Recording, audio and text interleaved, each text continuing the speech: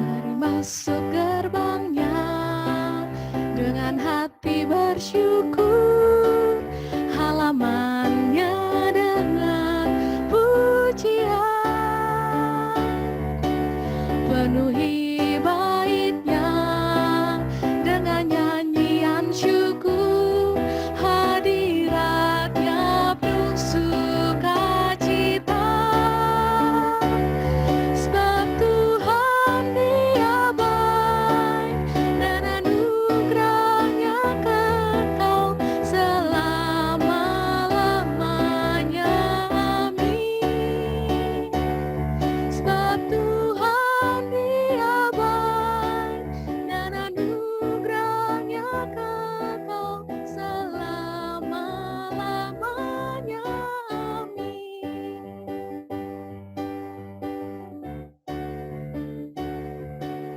Mari masuk gerbangnya dengan hati bersyukur, halamannya dengan pujian,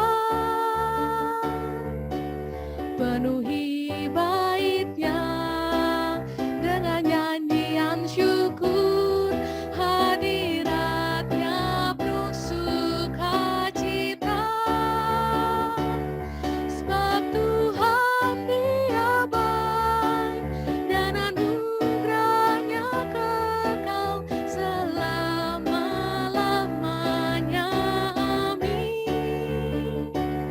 Sebab Tuhan Dia baik dan anugerahnya kekal selama-lamanya. Amin.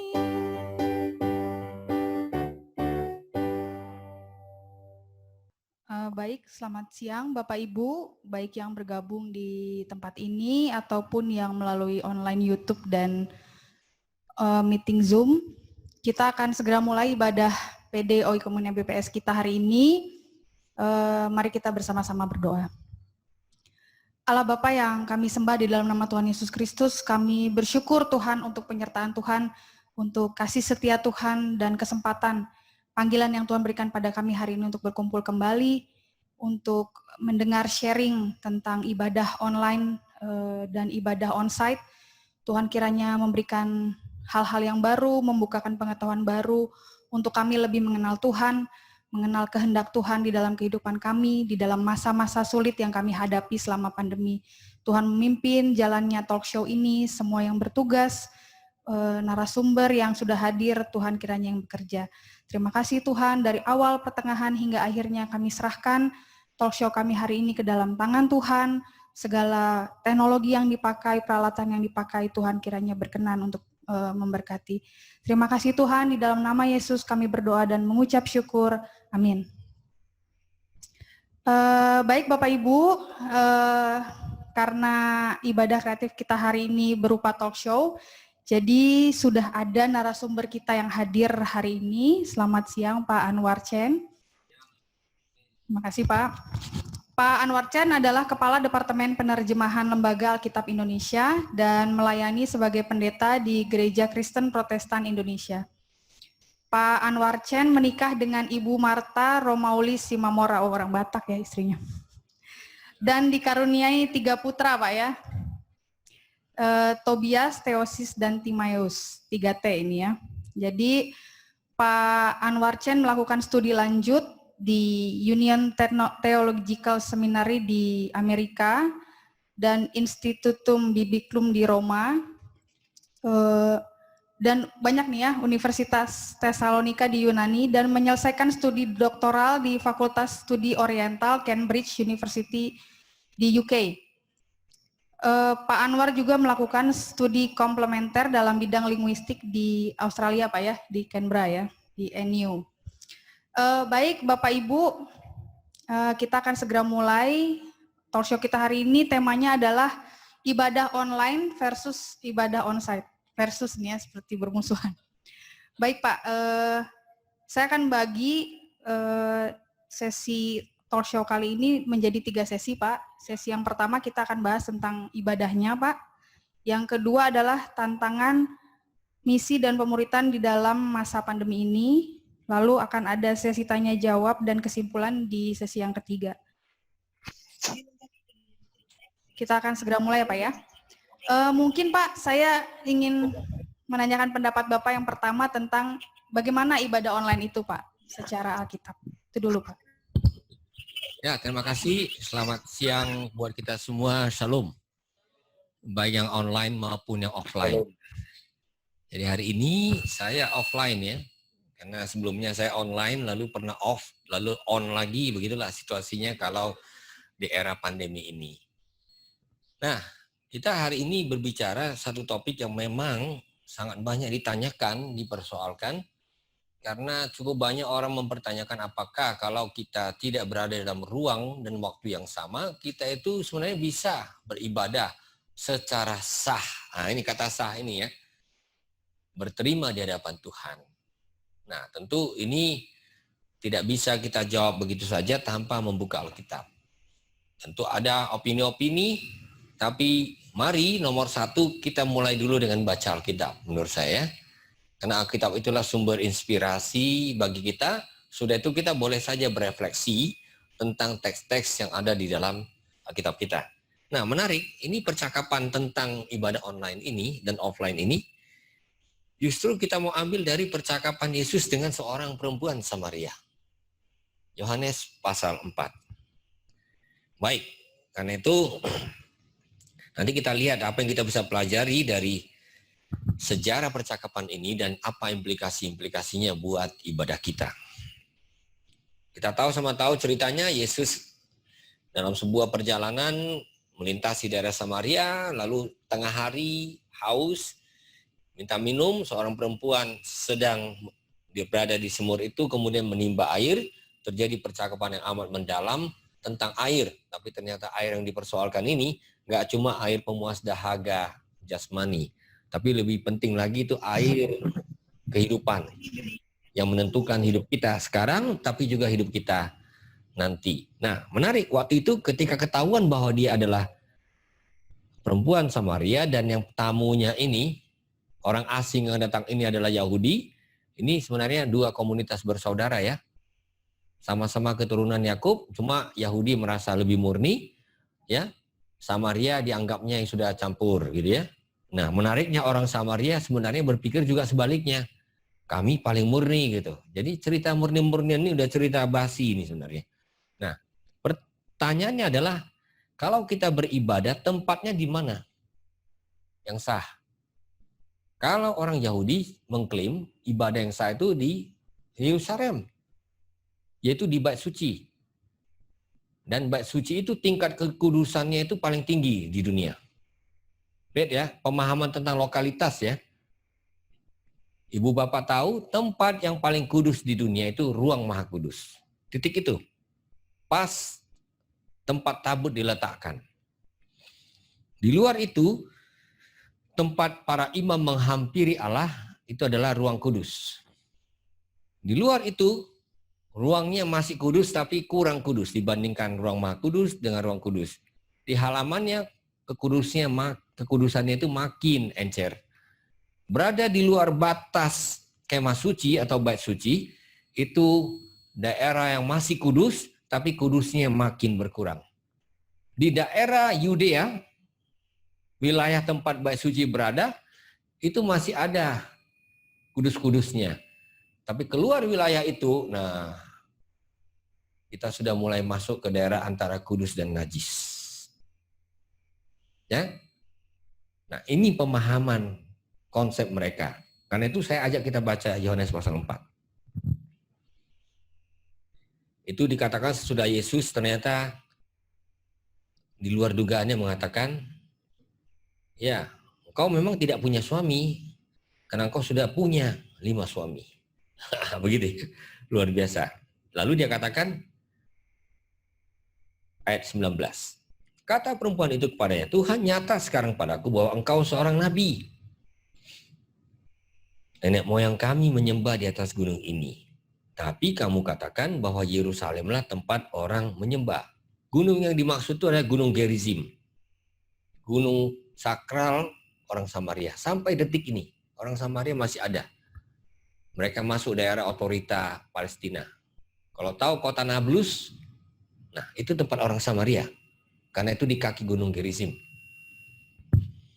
Nah, lalu Yesus katakan, ini yang paling penting implikasinya buat ibadah kita hari ini. Kata Yesus kepadanya, percayalah padaku hai perempuan, saatnya akan tiba bahwa kamu akan menyembah Bapa, bukan di gunung ini, dan bukan juga di Yerusalem. Kamu menyembah apa yang tidak kamu kenal, kami menyembah apa yang kami kenal. Sebab keselamatan datang dari bangsa Yahudi. Oke, ini transisinya. Ayat 23, ini yang paling penting. Tapi saatnya akan datang dan sudah tiba sekarang, bahwa penyembah-penyembah benar akan menyembah Bapa dalam roh dan kebenaran. Sebab Bapa menghendaki penyembah-penyembah demikian. Allah itu roh, dan barang siapa menyembah dia, harus menyembahnya dalam roh dan kebenaran. Saya yakin kita sudah bisa mulai menarik implikasinya. Soal ibadah itu bukan soal ruang. Bukan di atas gunung sakral. Bukan di atas gereja sakral. Soal ibadah dalam percakapan ini amat nyata, ini soal hubungan yang sifatnya non-fisik. Karena Allah adalah roh, kita kalau menyembahnya sebenarnya kita menyembah karena kita berkomunikasi dengan dia dalam roh. Apa maksudnya? Ketika kita berdoa, kita sama-sama sadar kita sedang berbicara dengan Tuhan yang tidak kelihatan. Saya rasa kita terima kenyataan yang mendasar ini. Nah, lalu apa yang dimaksudkan dengan menyembah dalam roh dan kebenaran? Kalau Allah itu roh, maka kita ketika menyembah, kita menyembah tidak hanya dari segi fisik. Apa maksud saya? Kalau mulut saya menyanyikan, Tuhan ditinggikan, Tuhan ditinggikan, pikiran saya melayang, wah, kapan ya saya dapat bonus? Begitu ya? Kapan ya saya bisa begini begitu? Itu artinya komunikasi saya dengan dia terganggu. Karena saya meskipun badan berada di satu ruang, tapi faktanya sebenarnya hati saya pindah ruang. Dan itu kan sulit dideteksi oleh manusia. Maaf, terus terang aja, kita yang hadir dalam ruangan ini, saya tidak menjamin berapa di antara kita sungguh-sungguh hadir secara penuh. Tentu saya tidak mau menghakimi dan itu nggak mungkin saya ketahui. Yang tahu itu siapa? Yang roh itu. Allah ada roh artinya dia sampai bisa meneropong kedalaman kita. Jadi terserah kita mau memahaminya seperti apa. Apakah kita mau menyembah dari sikap tubuh? Sikap tubuh sebenarnya tidak, Alkitab sebenarnya sangat menghormati tubuh. Sangat menghormati ruang fisik. Maksudnya di situ adalah kalau kita menyembah, sebenarnya sikap kita itu menolong kita untuk mengarahkan perhatian kita kepada Tuhan. Hati kita kepada Tuhan. Bayangkan andai kata saya beribadah, lalu kaki saya dalam posisi santai. Ini sendiri sudah mengganggu saya kalau kaki saya dalam posisi santai. Andai kata saya beribadah, saya berlutut. Ini sebenarnya sudah mengkondisikan saya secara fisik, menolong saya untuk mengarahkan hati saya kepada Tuhan. Kan di situ intinya sebenarnya. Tapi itu tidak menjamin bahwa saya bisa punya kontak yang intim dengan Tuhan yang saya sebut sebagai kontak rohani. Kontak di mana Tuhan yang adalah roh berbicara kepada saya sebagai manusia yang juga adalah roh. Jangan lupa manusia juga adalah roh. Kalau dia sebagai orang yang sadar dia punya kapasitas spiritual, potensi spiritual.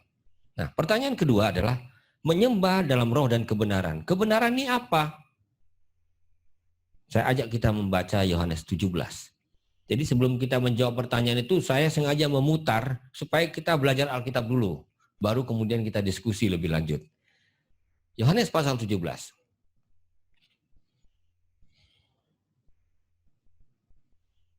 Oke, baik, ayat 17. Paling gampang diingat, 17.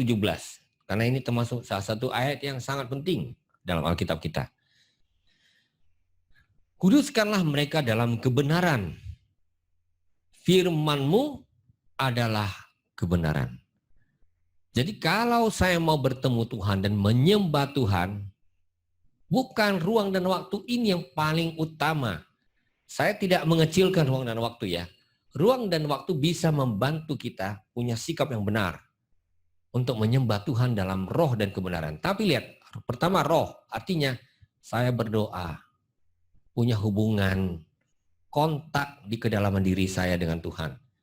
Malah ini yang paling mendasar. Kedua, itu enggak hanya pengalaman mistik. Misalnya saya menghayati begitu intimnya Tuhan melalui meditasi, bertapa, puasa, sampai pingsan misalnya. Ini beda dengan pencarian-pencarian mistik yang banyak di Indonesia ini. Sampai ke Gunung Merapi sana misalnya. Atau kalau orang Batak, Gunung Pusubuhit. Ya, saya nggak tahu, saya mungkin mau ke gunung mana ini. Himalaya aja dah. Nah, tapi ketika dikatakan dalam kebenaran saya mengerti. Di mana saya bertemu dia sebagai pengalaman komunikasi yang hidup. Firman Tuhan. Ketika saya membaca firman Tuhan, ketika saya mengerti firman itu sudah bahkan bukan hanya dalam bentuk kata, tapi sudah dalam bentuk pribadi, yaitu Yesus. Di situ saya mengerti, saya menyembah dia bebas lokalitasnya. Oleh karena itu, kita nggak punya kiblat, maaf. Saya masukkan kiblat, kita nggak punya satu titik kemana kita mengarahkan doa kita. Kalau ada teman-teman kita bersaudara yang lain, ya itu kita hormati. Itu keyakinan yang betul-betul merupakan pegangan. Tapi kalau kita orang Kristen, kita nggak, kalau berdoa itu nggak mengarahkan diri kita ke Yerusalem, gitu ya. Kemana kita mengarahkan doa kita? Lihat, menarik kan? Kita mengarahkan hati dan doa kita kepada pribadi. Tuhan yang hidup itu. Dan itu bisa kita lakukan di mana? Ini menarik, kita tahu jawabannya. Saya tidak malu-malu mengaku dan berkali-kali saya sudah share ke berbagai tempat. Saya kalau ke kantor lembaga kita di Salemba, ada rumah saya daerah Tamini, diantar sampai ke satu titik, kemudian saya naik busway. Dan tahu saja kalau di busway itu kan kerumunan. Ya sekarang nggak mungkin dilakukan. Kalau dulu itu berdesak-desakan. Sampai saya pernah kasihan lihat perempuan hamil nggak diperhatikan.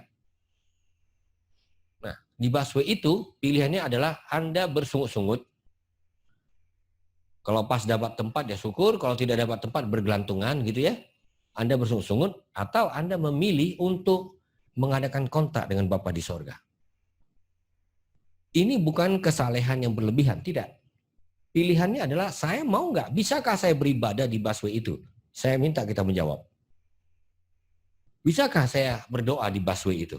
Di tengah kerumunan? Bisa, Pak. Bisa ya Bu ya? Prinsipnya ini. Percakapan itu ternyata bukan percakapan yang hanya terjadi 2000 tahun yang silam. Itu percakapan real yang sekarang mau kita pertanyakan. Dimanapun, apapun kondisinya, itu tidak bisa menghentikan saya untuk beribadah kepada Tuhan yang adalah roh, yang tidak dibatasi oleh ruang dengan waktu. Jadi ketika pandemi melanda, orang semua terbata-bata, kalau nggak ke gereja, nggak berada dalam ruang yang sama, rasanya tidak sah, mari baca Alkitab ulang. Tentu idealnya, saya tidak menyangkal. Idealnya adalah kalau orang bersekutu itu ya ketemu muka. Kita tahu sama tahu. Ya, apalagi Alkitab menunjukkan pada kita pola hidup komunitas mula-mula itu adalah bukan hanya bersekutu muka. Mereka juga berbagi. Kalau ada makanan bawa dibagi bersama. Jadi ada sesuatu yang sifatnya memang fisik, sosial, nyata gitu, konkret. Tapi dalam keadaan di mana itu dimungkinkan, gereja diuber-uber, jangan lupa ya, sekarang kalau kita berada di NKRI ini, kita terlindungi oleh hukum. Ada hal-hal yang sulit, tapi kita terlindungi oleh hukum. Tapi di gereja di abad pertama, itu diuber-uber. Status tidak jelas. Nah, bagaimana mereka beribadah? di kuburan. Di kuburan bawah tanah. Yang disebut dengan katakombe. Saya sudah kunjungi, waktu saya studi di Roma, saya kunjungi katakombe. Terharu kita, karena kita jadi mengenang. Wah, dulu orang-orang Kristen pertama itu bahkan menjadi kuburan ini sebagai tempat mereka bertemu. Itu kan? Nah, sekarang kita diserang oleh sesuatu yang lain. Bukan pemerintah Romawi, tetapi virus. Dan itu membuat kita jadinya harus berhati-hati bertemu muka. Bagaimana kita bisa beribadah bersama-sama? Sebenarnya saya mau mengatakan, manusia abad 21 ini manusia yang sebenarnya perlu bersyukur pada Tuhan secara istimewa. Kenapa? Dia nggak bertemu dalam ruang waktu, dia bertemu dalam ruang virtual. Jangan anggap enteng ya, ini sesuatu yang sebenarnya sangat istimewa. Saya pimpin satu ibadah komunitas di Qatar. Coba Qatar. Melihat wajah-wajahnya, karena saya pernah diundang melayani di sana secara khusus untuk satu acara Paskah beberapa tahun lalu. Bertemu lagi persekutuan itu dalam ruang virtual, melihat wajah. Ya tentu karena udah bertahun-tahun ya, berkuranglah kemudahan kami gitu. Maksud saya di situ, walaupun serba terbatas, tapi kita masih bisa diikat oleh satu persekutuan spiritual. Kenapa? Karena pada waktu yang sama saya percaya, Tuhan yang saya sembah di sini, itu juga hadir di sana. Kata kuncinya adalah Allah adalah roh, titik. Itu kata kuncinya. Mau di Amerika di mana, kita disatukan. Dan jangan lupa, dunia yang kita anggap besar ini sebenarnya terlalu kecil bagi Tuhan. Ini ungkapan Alkitab. Saya baca satu lagi, Mazmur 24. Mazmur 24, ayat 1.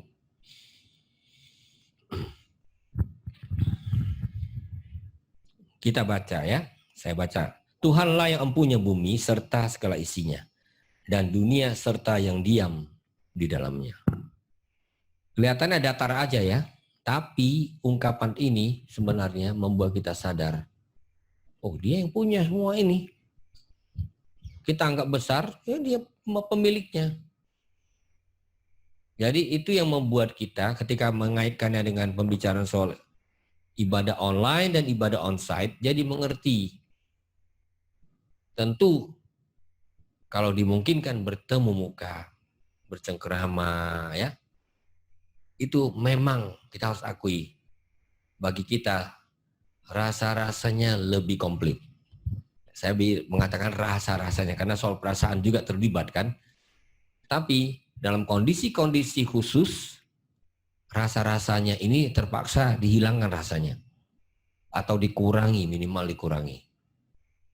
Dan abad 21 ini menyaksikan bahwa kita masih bisa bertemu secara online.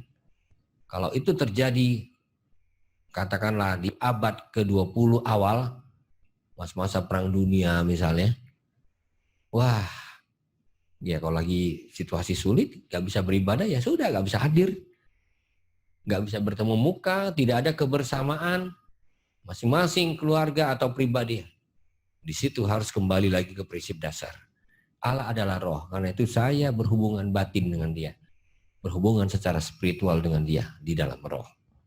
Nah, ini pengantar, semoga ini bisa menjadi sebuah landasan bagi kita untuk meneruskan percakapan kita ya Bu Christine. Baik Pak. Mungkin Pak, artinya kan pertemuan onsite itu membantu kita Pak ya, untuk menentukan sikap diri kita dan juga ada unsur persekutuan dengan saudara seimannya. Tapi seperti yang kita tahu bahwa sekarang sulit Pak ya.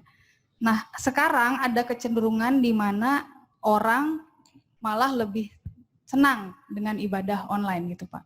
Apalagi kalau anak muda bisa diakses di mana saja, bisa sambil rebahan gitu katanya Pak ya, walaupun sebenarnya itu masalah yang lain. Nah bagaimana kita menanggapi kemungkinan akan berlanjutnya ibadah online itu walaupun nanti misalnya kita sudah bisa beribadah onsite. Jadi ketertarikan orang untuk ibadah onsite berkurang gitu Pak. Kita tidak perlu khawatir berlebihan. Khawatir dalam jumlah terbatas itu wajar. Saya pun sebagai manusia, pendeta, mau seperti apapun, saya ini banyak kekhawatirannya nih di era pandemi. Semakin saya ikuti webinar, melibatkan orang-orang pintar, analisis yang hebat-hebat, makin khawatir saya. Sama saya pikir jangan-jangan saya nggak perlu lagi webinar ini. Coba ikut misalnya bedah dari Kadin tentang ekonomi Indonesia. Wah, pulang dari sana bukan sejahtera saya. Keluar dari webinar itu. Mumet. Wah, ternyata ngeri sekali ini ekonomi dunia. Bukan Indonesia saja. Krisis pangan misalnya, udah membayang. Ya. Sudah bisalah diukur. Ini orang-orang statistik harusnya lebih tahu dari saya lah soal ukuran-ukuran. Ya. Nah, kalau dikaitkan soal tadi, offline, online, apakah dengan demikian nanti kalau kita bisa bertemu muka, bisa terjadi sebuah fenomen bahwa orang lebih menyukai yang online? Bisa. Tapi disitulah tugas kita bersama, termasuk gereja, para pelayan, keluarga-keluarga, untuk bertanya ulang, beribadah itu apa artinya? Kalau saya datang beribadah ke gereja, apa artinya? Itu mempengaruhi jawaban kita. Kenapa saya katakan demikian? Kalau saya sudah terbiasa datang gereja, tujuannya adalah cuma setor wajah. Ya, saya nggak menghakimi ya, cuma ada fenomen itu gitu. Gereja itu adalah tempat reuni. Ya tentu, kalau dia udah terbiasa untuk reuni, kalau reuni saja nilai utamanya, ya gereja nggak terlalu penting bertemu fisik, mungkin sekali sebulan. Jadi ya dia bisa beribadah secara online. Kan begitu. Tapi kalau dia sungguh serius bahwa ibadah bersama dengan saudara-saudara seiman itu punya nilai khusus buat dia, maka kerinduan untuk bertemu itu akan mendorong dia meskipun mungkin punya agenda-agenda yang harus dinegosiasikan untuk datang bertemu muka, berdoa bertemu muka. Ya. Dan tidak langsung bubar sesudah ibadah. Itu juga kalau ibadah sebenarnya hanya datang seperti nonton di bioskop, begitu. Amin, amin, amin, sudah berkat pulang ya udah. Nggak ada persekutuan.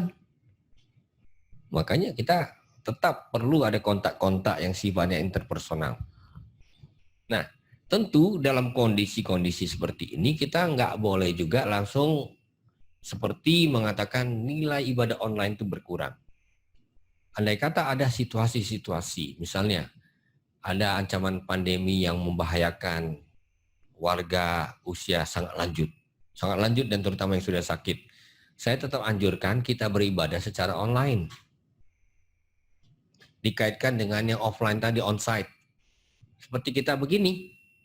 Kalau kita kan karena ada yang kerja di rumah, ada yang kerja di kantor barangkali ya. Nah, seperti itu. Jadi kita tetap bisa menghargai kedua-duanya, tidak mengalami semacam peminggiran salah satu nilai ibadah. Cuma memang ibadah online itu ada kelemahannya yang lebih banyak daripada ibadah onsite. Ibadah online bisa membuat kita merasa ibadah itu urusan selera saya. Ada seorang penatua dari gereja besar di Indonesia ini, gereja suku, secara berkelakar mengatakan, waduh sekarang ini kalau ibadah online ini, Pak Pendeta, dia panggil saya Amang Pendeta, makin mudah ya. Kita ikuti ibadahnya, nyanyiannya, dalam bahasa daerah yang saya sukai, menjelang khotbah, saya switch ke ibadah online lain. Itu seperti berkelakar, tapi itu sebenarnya bisa real. Oke, dia ikut ibadah, nyanyi, penuh sukacita, begitu sudah sampai khotbah. Di tempat lain, pengkhotbahnya siapa ya? Nah, dia langsung online di situ. Jadi karena banyak ruang virtual dan nggak dibatasi secara teritorial, itu dimungkinkan dalam era di mana teknologi membantu kita. Nah, pertanyaannya tentu adalah, apakah memang ibadah seperti itu cocok dengan selera saya? Siapa sesungguhnya yang saya layani di dalam ibadah? Kebutuhan saya kah? Atau kemuliaan Tuhan? Ini pertanyaan sederhana yang sebenarnya tidak harus lagi dipertanyakan. Tapi ini bisa menjadi pertanyaan yang sangat menusuk. Karena kalau kita memang mengatakan suka-suka, ya terserah saya suka yang mana. Loh, itu Anda meladeni diri sendiri. Jadi itu penting menjadi ukuran. Bukan berarti saya menganjurkan kita untuk bertahan terus kalau katakanlah mendengarkan khotbah yang kering. Bukan itu, kita juga perlu bertumbuh dalam firman Tuhan.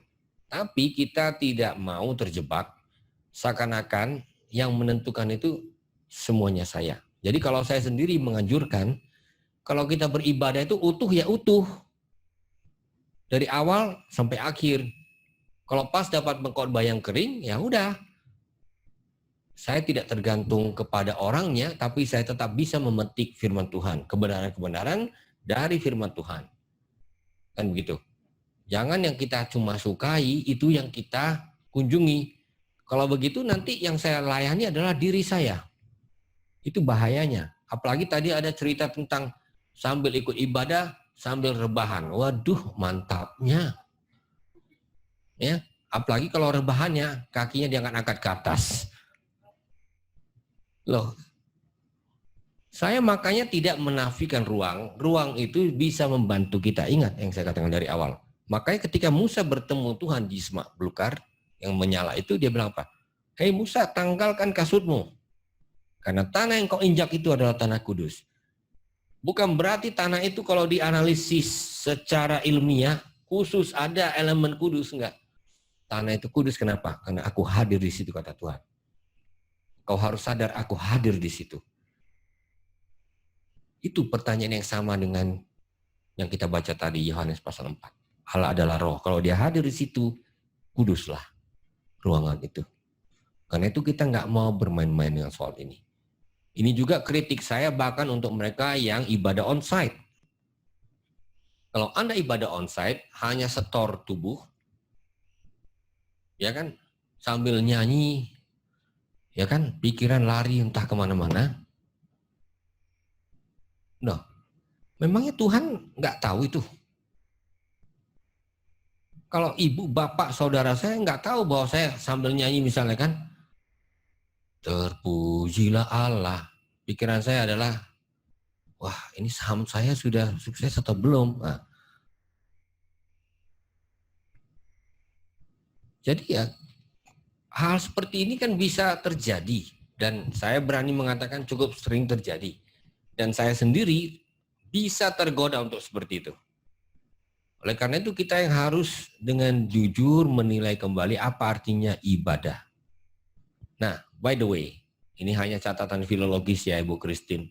Sebagai orang yang sehari-hari membaca teks Ibrani dan Yunani. Ibadah itu dalam bahasa Ibrani itu abodah. Karya. Kalau kita tarik lagi pada akar-akarnya, itu artinya avad, bekerja. Kita tarik lagi lebih jauh, lebih dalam, itu artinya menjadi hamba. Yang disebut dalam bahasa Indonesia, yang memungut dari serapan bahasa Arab, itu artinya mengabdi. Lihat, avad, abdi, sama. Jadi ketika saya beribadah, saya mengabdi. Ini perlu diletakkan yang benar. Dan untuk generasi-generasi milenial, bahkan yang sudah di atas itu, saya sering katakan hati-hati. Anak-anak saya saja kadang-kadang saya rewel. Kalau sudah, coba masuk gereja bawa gadget, dah keluar. Karena engkau tidak bisa hadir bersamaan. Chatting dengan temanmu, kemudian pura-pura untuk meletakkan tubuhmu dalam ruang ibadah.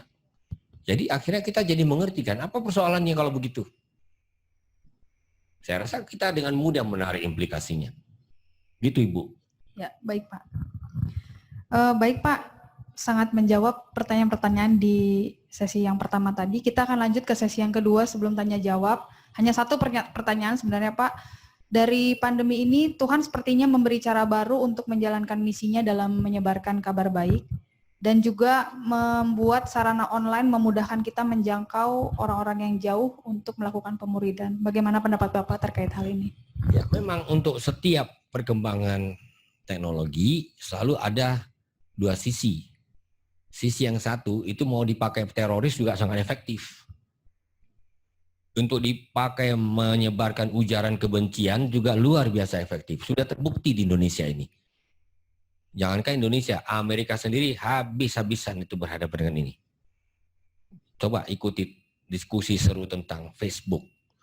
Wah, luar biasa konflik mengenai platform teknologi yang bisa dimanfaatkan ini. Positif dan negatif. Nah, positifnya apa? Di ruang seperti itu, kita kalau bisa secara bijaksana menggunakannya, kita memperoleh luar biasa bank-bank data, referensi-referensi yang serba tersedia tanpa harus bayar, bayangkan. Ya. Dan tentu saja itu juga bisa jadi kesempatan bagi kita untuk bersaksi. Kita nggak akan pernah tahu siapa yang akan mengakses kesaksian kita. Beberapa bulan lalu ada satu channel ya gereja Korea mewawancarai saya. Coba ceritakan satu ayat yang paling penting dalam hidup Anda. Itu masuk dalam YouTube tentunya. Ya kan? Satu ayat Alkitab. Saya ceritakan, dulu saya tidak baca Alkitab karena ini bukan kitab suci saya. 10 menit ya. Sehingga kita harus seleksi hal yang paling penting saja. Nah, saya baca Alkitab kenapa? Karena sudah kehabisan baca cerita silat Koping Ho.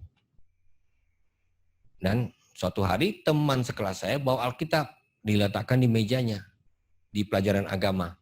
Padahal saya kalau pelajaran agama paling suka itu pelajaran agama. Kenapa? Karena itu bagi kami yang tidak masuk Kristen atau Islam itu pelajaran bermain. Kami bebas keluar bermain. Jadi kami selalu sukacita menantikan pelajaran agama tiap minggu. Ya kan? Nah, pulang dari bermain, masuk kelas lagi, gue kan Alkitab tergeletak di meja. Saya buka, saya baca. Tebal, saya pikir, wih pintar-pintar orang Kristen, bukunya tebal-tebal. Belum tentu dibaca padahal ya. Lalu apa yang terjadi? Waktu saya baca kalimat Kejadian pasal 1 ayat 1, pada mulanya Allah menciptakan langit dan bumi. Kita anggap enteng kan, rata-rata udah biasa kan. Oh bagi saya, ini buku apa ini? Kok kalimat pertamanya, pada mulanya aku menciptakan langit dan bumi. Tuhan menciptakan langit dan bumi. Bayangkan, itu ayat yang paling inspiratif bagi saya. Kenapa? Karena ayat itu menggerakkan saya untuk baca terus. Tentu saya di bagian-bagian tengahnya bosan dan hampir kembalikan. Saya tidak mau jadikan ini ruang kesaksian, mungkin ada waktunya nanti. Tapi intinya, channel itu kemudian minta saya cerita 10 menit. Lalu saya mulai dengan cerita kecil tadi yang saya bilang. Nah, siapa menduga saya bilang bahwa melalui itu Tuhan panggil saya untuk menghadirkan kembali Alkitab ini. Kalau Alkitab ini mengubah hidup Anda, nih, gunakan lagi kesempatanmu, pakai ini untuk mengubah hidup orang lain. Dan itu sudah terbukti di seluruh dunia dan Indonesia juga. Firman Tuhan memang mengubah. Dan itu tentu saja menjadi sebuah kesaksian yang diletakkan di YouTube. Saya kan tidak pernah tahu siapa saja yang menonton itu. Tapi kalau saya lihat jumlahnya walaupun nggak terlalu besar, ya udah lebih dari 3.000, mungkin 4.000. Saya itu nggak ngecek tiap hari, wah udah berapa orang. Saya itu nggak penting bagi saya. Tapi itu bisa jadi berkat. Kenapa? Di media sosial, di ruang-ruang virtual itu sudah terlalu banyak informasi dan informasi yang sering sekali, maaf, kualitasnya sebenarnya sangat tidak berguna. Hanya buang-buang waktu, hanya mengganggu pikiran kita, memadat-madati ruang-ruang virtual kita. Kalau kita bisa menghadirkan firman Tuhan, menghadirkan kesaksian hidup kita, kita tidak pernah tahu bagaimana Roh nanti akan pakai ini sebagai sebuah ajakan untuk percaya kepada Tuhan. Dan ini peluangnya. Nah, itu sebabnya di Lembaga Alkitab, ini sekaligus juga bagi saya untuk sharing, di era pandemi ini kami sangat menggiatkan edukasi tentang Alkitab secara online. Saya sendiri sudah isi cukup banyak, kami sekarang sudah memasuki episode ke-12, Bincang Alkitab setiap hari Kamis. Ya, pukul 16. Tentu nggak semua bisa nonton live ya, tapi ternyata cukup banyak diakses. Bincang Alkitab tentang sejarah yang hilang di tengah Alkitab, saya cukup kaget ya. Itu kan topik biasa itu. Itu sudah diakses lebih dari 15.000 kali. Sebagai contoh, kita kan nggak pernah tahu. Daripada menyebarkan permusuhan, menyebarkan interpretasi tentang Alkitab yang sifatnya provokatif, itu banyak sekali di YouTube, banyak. Sebenarnya rata-rata yang ditonton paling ramai itu rata-rata provokatif. Karena orang suka sensasi ya. Suka yang seru istilahnya. Nah, itu tidak mau kami lakukan. Kita lakukan yang santun, yang terukur, yang menolong orang untuk berkembang wawasannya, penghayatannya, pengetahuannya. Dan itu bisa menolong orang bertumbuh di dalam iman. Nah, ini makanya saya sebut tadi, kalau mau disebut dia menjadi curse, kutuk, bisa. Kalau itu dimaksudkan untuk tujuan-tujuan yang membuat kita menjadi kurang manusiawi, menjadi sebenarnya makin menjauh dari nilai-nilai yang diajarkan oleh Alkitab kita. Tapi sebaliknya jangan kita lupakan, itu bisa mendorong kita untuk makin mengenal Tuhan, makin mengenal firman Tuhan. Dan melalui kesaksian itu kita dikuatkan untuk hidup ini. Itu kesan saya, Bu. Baik, Pak.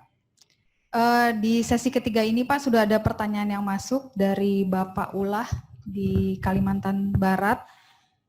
Mohon Pak dapat diberikan tips untuk menjaga kualitas keimanan jemaat di mana kita berperan sebagai pimpinan jemaat, terutama di dalam kondisi pandemi ini, Pak. Wah, ini tidak ada satu resep yang langsung jadi dan singkat ya. Kita sama-sama berproses. Pandemi ini sebenarnya merupakan sebuah ujian yang sangat berat. Karena ini membuat kita jadi bertanya, pertama, sebenarnya dunia ini bagaimana kita bisa lanjutkan ke depan? Walaupun sudah ada tanda-tanda akan dihasilkan sebuah vaksin, misalnya saya baca berita terakhir, Universitas Oxford itu nampaknya sudah melakukan uji coba yang cukup meyakinkan. Bahkan ada juga perusahaan di Cina, Sinotech, kira-kira begitu ya, Sinovac bukan Sinotech, itu juga sedang menguji cobakan vaksinnya. Ada harapan, tapi sebelum harapan itu menjadi kenyataan, kita kan gelisah. Apalagi di awal-awal, waduh banyak orang-orang gereja yang bercerita kepada saya, tidur pun mereka nggak bisa nyenyak. Karena bingung, waduh nanti keluar virus, di dalam virus, mana-mana virus. Nah, ini tentu bisa menggoyahkan iman kita. Tapi ini bisa menjadi sebuah kesempatan untuk memurnikan kita. Itu istilah saya, kok tanda kutip memurnikan iman kita. Kenapa? Kita jadi tahu, selama ini kita merasa aman, ketika situasi serba tidak aman, siapa yang menjadi sumber rasa aman kita? Untuk era pandemi ini, sorry to say, Anda punya uang triliun pun merasa nggak aman. Apa kita mau hidup ini berkurung terus-menerus? Dan itu yang membuat kita akhirnya menyadari, ya, dalam kondisi ketika tidak ada kepastian, memang kita diajak untuk kembali melihat ulang dasar-dasar yang memungkinkan kita menjalani hidup ini dalam situasi-situasi yang paling tidak kita harapkan. Dan luar biasa ya, Alkitab sebagai kesaksian yang sudah diakui dan teruji oleh zaman, menunjukkan pada kita, ya memang hidup ini tidak aman. Tidak ada hidup yang aman. Kalau kita mengharapkan itu, jangan hidup di dunia. Semua tokoh Alkitab, semua tanpa kecuali satu pun, adalah orang-orang yang hidupnya tidak aman. Tapi bagaimana mereka bisa menjalani hidup yang tidak aman ini? Disitulah kata aman ada hubungannya dengan kata amen. Artinya teguh, kokoh. Dan itu kalau kita baca Alkitab itu terjadi kalau mereka punya pijakan yang kuat. pijakannya adalah sejarah ini Tuhan yang punya dan Tuhan yang atur. Itu yang memungkinkan orang-orang kalau sudah terbuang, sakit, mengalami macam-macam krisis, sering di titik di mana mereka merasa nggak ada kekuatan lagi, di situ mereka tiba-tiba menyadari satu-satunya kekuatan yang saya miliki itu adalah bahwa saya masih punya iman dan pengharapan. Dan itu jangan kecilkan, karena saya sudah lihat sebagai pendeta, saya sudah lihat jemaat-jemaat secara konkret. Keyakinan ini bisa menjadi benih survival yang hebat sekali. Ya, sampai tinggal napas aja pun ini bisa membuat orang fight to the end. Kadang-kadang fight to the end berarti dia selesai, tapi dia selesai secara elegan. Sering juga itu berarti fight to the end, dia tidak selesai, tapi dia menang. Karena dia punya pegangan yang kuat sesudah itu. Jadi kita sedang diuji. Oleh karena itu, justru pada masa pandemi inilah kita sebenarnya diajak untuk lebih serius tentang hubungan kita dengan Tuhan. Dan saya kira gereja kadang-kadang persaudaraannya agak semu ya. Sambil-sambil lalu saja gitu. Di era pandemi inilah kita sebenarnya punya peluang untuk lebih mempererat solidaritas persaudaraan kita. Kalau ada yang terdampak secara kritis, ya yang mampu ya cobalah berbagi. Jujur aja kami di lembaga kita mengalami dampak yang hebat sekali dari pandemi ini. Hebat. Bicara secara jujur pun, ya kita juga serba bertanya bagaimana masa depan 6 bulan dari sekarang. Kan begitu. Ini satu lembaga yang menerbitkan Alkitab loh. Kita terdampak hebat sekali. Saya ini biasa sangat sulit hadir di sini. Kenapa? Karena saya di perjalanan di Sulawesi, Papua, Kalimantan, Nias, keliling ke daerah-daerah. Jarang saya bisa hadir di sini. Nah, ini berarti kami nggak bisa melakukan perjalanan. Cuma ya syukur, karena kita yakin ada nilai di balik pekerjaan ini. Kita dorong tim-tim, meskipun kita nggak bertemu muka, lakukan tugas kalian nanti. Kalau nanti tahun depan lebih baik keadaannya, kita buat pertemuan tim. Seperti itu. Jadi saya yakin kondisi-kondisi yang berat, seperti yang kita sudah pelajari dari generasi-generasi umat beriman sebelumnya. Ini juga sebenarnya modal dasar kita. Ternyata bisa kita lalui kalau kita bersedia untuk setia. Termasuk bersedia untuk setia melalui tanda kutip yang disebut dengan via dolorosa, jalan sengsara. Memang iman Kristen itu seperti itu. Dan teladan kita sudah jelas siapa. Jadi kita lihat dia. Saya sejujurnya mengatakan itu. Sampai sekarang pun saya dari waktu ke waktu gelisah saya. Resah. Gimana ini Tuhan? Bagaimana ini? Termasuk tentang bagaimana bangsa Indonesia menjalani ini. Efeknya kan panjang ini. Jadi ini mempengaruhi iman sudah pasti. Bisa menggoyahkan iman juga ada kemungkinannya. Tapi mari kita jadikan ini sebuah peluang untuk mengayak ulang misalnya. Iman kita itu. Ya, begitu Ibu. Baik, terima kasih Pak. Waktu yang singkat ya, namun kami belajar banyak. Saya percaya Tuhan menolong kita juga untuk semakin memahami bahwa ibadah itu adalah untuk Tuhan. Ketika kita, mungkin sedikit Pak, saya ambil kesimpulan, ketika kita bernyanyi atau tidak, beribadah, melakukan seluruh tata ibadah atau tidak, berpakaian rapi atau tidak, tertib atau tidak, kita bukan sedang melakukan kegiatan keagamaan, tapi sedang menyembah Allah gitu ya Pak ya. Yang hadiratnya harus kita hormati. Justru di rumah kita diuji untuk siapa kita berpakaian rapi, bersolek dan bersikap tertib seperti ketika kita di gereja. Apakah itu untuk Allah atau untuk diri kita sendiri. Dari sesi yang kedua, mana yang esensi dan mana yang opsi. Ibadah di rumah saat ini adalah suatu opsi, tetapi mengerjakan misi Allah dan pemuritannya adalah esensi dari murid Kristus yang sejati. Ada atau tidak ada ibadah di dalam gereja. Yang terakhir, mana yang konteks, konten, dan kontainer. Tadi Bapak sempat menyinggung Alkitab digital, gereja online, sama seperti halnya Alkitab fisik dan gedung gereja hanyalah kontainer, tempat untuk menampung konten. Konteks menentukan kontainer mana yang kita pilih. Saat ini PSBB adalah konteks kita, tapi yang paling penting adalah konten. Konten kita apapun kontainernya haruslah sama, yaitu misi Allah. Saya rasa itu aja. Kita akan mengumpulkan persembahan.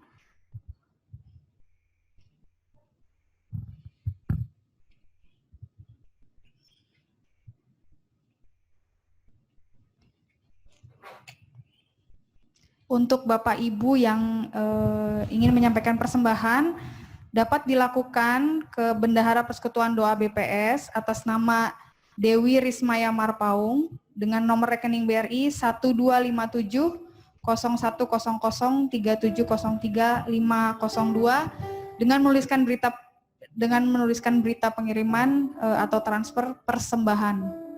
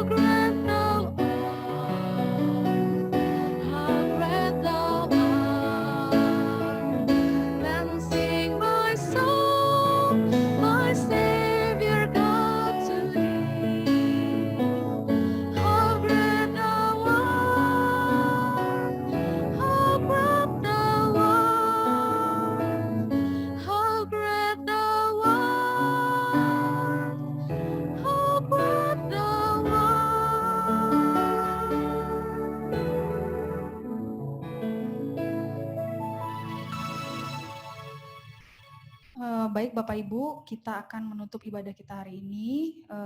Kita bersatu di dalam doa. Allah Bapa yang kami sembah di dalam nama Tuhan Yesus Kristus, kami bersyukur Tuhan untuk penyertaan Tuhan. Hari ini talk show kami boleh berjalan dengan lancar. Kami bersyukur untuk hal-hal yang Tuhan boleh bukakan, yang boleh kami pelajari dan ketahui, untuk kami belajar bahwa dari segala hal yang kami boleh perdebatkan tentang ibadah online dan ibadah onsite, kami harus tahu bahwa apa yang terutama di dalam hidup kami adalah untuk menyembah Tuhan di dalam roh dan kebenaran, dan untuk mengerjakan misi Tuhan, baik kami beribadah dimanapun kami berada. Kami bersyukur untuk Pak Anwar Chen yang boleh membukakan banyak hal, pengetahuan-pengetahuan yang baru yang boleh kami ketahui Tuhan, yang hari ini boleh dibagikan. Tuhan kiranya memberkati Pak Anwar Chen dalam pelayanannya, keluarganya, istri dan anak-anaknya. Tuhan kiranya memberkati di masa-masa yang penuh dengan ketidakpastian ini. Tuhan memimpin dan Tuhan menolong di dalam kehidupannya untuk boleh Tuhan pakai lebih lagi dalam pekerjaan pelayanan Tuhan di bumi. Kami berdoa untuk persembahan yang sudah kami kumpulkan. Tuhan kiranya boleh bekerja dan Tuhan boleh memakai uang yang boleh kami kumpulkan tadi Tuhan untuk pekerjaan Tuhan. Tuhan boleh memimpin setiap orang yang mengelola persembahan ini, boleh kami pakai untuk kemuliaan nama Tuhan. Terima kasih Tuhan sudah menuntun, Tuhan boleh menolong, dan Tuhan juga bekerja untuk ibadah hari ini. Tuhan boleh kami kembalikan untuk hormat dan kemuliaan nama Tuhan. Dalam nama Yesus kami berdoa dan mengucap syukur. Amin. Baik Bapak Ibu, talkshow kita hari ini sudah selesai, tapi masih ada sedikit warta jemaat yang akan saya bagikan. Yang pertama Pak, terima kasih untuk pelayanan Bapak hari ini, jauh-jauh dari Bogor tadi Pak ya. Puji Tuhan tidak terlambat dan bisa lancar. Kami ucapkan terima kasih untuk pemusik Saudari Filda Trilestari Simbolon, singer Saudari Priscilla, tim multimedia Saudara Kristana dan tim kreatif Saudara Simon dan tim perlengkapan Saudara David dan tim. Kami juga mengucapkan selamat ulang tahun untuk warga PDBPS yang berulang tahun di bulan ini, yaitu Ibu Sasma Senimawati Manik tanggal 17 Juli, Bapak Johannes Lekatompesi tanggal 19 Juli, Ibu Yulanda Kambu tanggal 19 Juli, Ibu Maria Wahyu Utami tanggal 20 Juli, dan Ibu Matami Rakale tanggal 21 Juli. Kita juga berdoa bagi pemulihan kesehatan dari Ayahanda Ibu Ari, Ibu Wanti, Ibu Rati, Saudara Esra Priska Doni, dan Ibu Herlina dari BPS Provinsi Jawa Tengah.